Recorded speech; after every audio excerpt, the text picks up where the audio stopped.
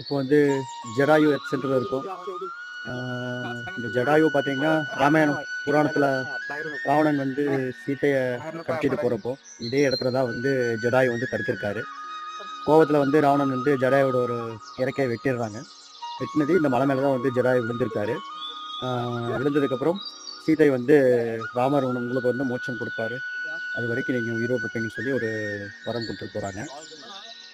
ராமன் வந்து சீதையை தேடி வர்றப்போ, இந்த ஜடாயு இங்க விழுந்து கிடக்கிறத பார்க்குறப்போ, ஜடாயு வந்து இந்த மாரி வந்து ராவணன் வந்து சீதையை கடத்தி இலங்கை கொண்டு போயிட்டுருக்காங்க அப்படின்னு சொல்லும்போது, ஜடாயுக்கு வந்து ராமர் வந்து மோட்சம் குடுக்குறாரு.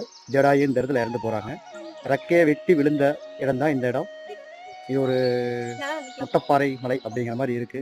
அந்த மலையிலேயே பார்த்தீங்கன்னா, ஃபுல்லா ஒரே கல்லுல வந்து எவ்வளோ பெரிய சிற்பத்த செதுக்கியிருக்காங்க.